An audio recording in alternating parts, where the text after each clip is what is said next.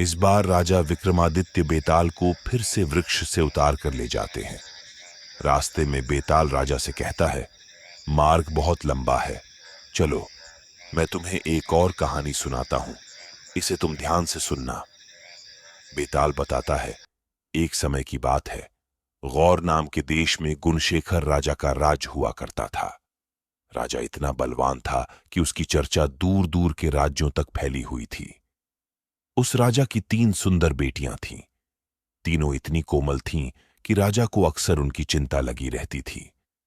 राजा की सबसे ज्येष्ठ पुत्री इतनी कोमल थी कि चांद के प्रकाश से ही उसके शरीर पर छाले हो जाते थे। दूसरी बेटी को गुलाब के फूल जैसी नाजुक चीज के टकराने पर भी चोट लग जाती और खून बहने लगता था। तीसरी बेटी के कानों में किसी के चलने या कुछ कूटने की आवाज पहुंचते ही उसके हाथ पांव पर छाले हो जाते थे। हर कोई उनकी इस कोमलता के बारे में सुनकर हैरान रह जाता था। कई राजकुमार उनसे शादी भी करना चाहते थे, लेकिन उनकी कोमलता के बारे में जानकर पीछे हट जाते। राजा को उनकी शादी की चिंता सताने लगी। उन्हें लगने लगा कि इस कठोर संसार में उसकी कोमल बेटियां कैसे जी पाएंगी। तब राजा ने फैसला लिया कि वो सबसे पहली बेटी को हरदम छांव में ही रखेंगे, ताकि किसी तरह की रोशनी की वजह से उसके शरीर पर छाले न हो। राजा ने दूसरी बेटी को हल्के वस्त्रों और गहनों के साथ ऐसी जगह रखने का फैसला किया जहां कोई भी चीज उससे न टकराए। राजा ने तीसरी बेटी को ऐसी जगह रखा जहां किसी की भी आवाज न पहुंच पाए। इसी दौरान एक बगल के राज्य का राजकुमार उनकी कोमलता के बारे में सुनने के बाद गौर देश पहुंच गया। उसने सबसे पहली राजकुमारी के चेहरे को गुलाब के फूल का स्पर्श कराया, जिससे राजकुमारी के चेहरे पर घाव के निशान बन गए। राजकुमार हैरान रह गया।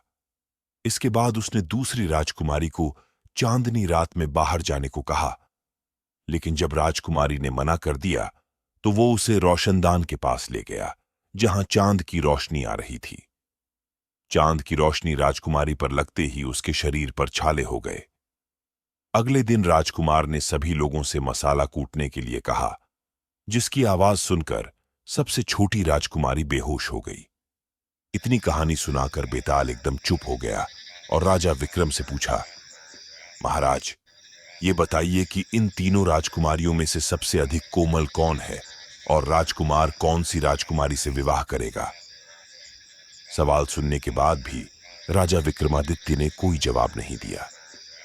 गुस्से में बेताल ने कहा, राजन, जवाब पता होने पर भी आप उत्तर नहीं देंगे तो मैं अपने तेज से आपका सिर अलग कर दूंगा।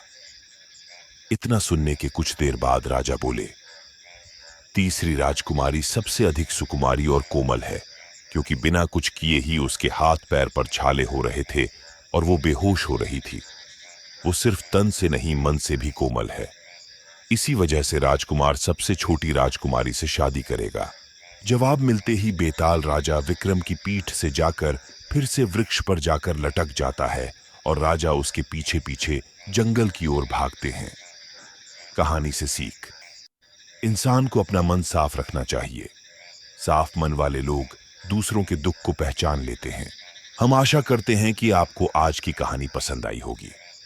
ऐसी ही और कहानियां सुनने के लिए वीडियो को लाइक और शेयर करें और चैनल को सब्सक्राइब करें। मिलते हैं कल की वीडियो में।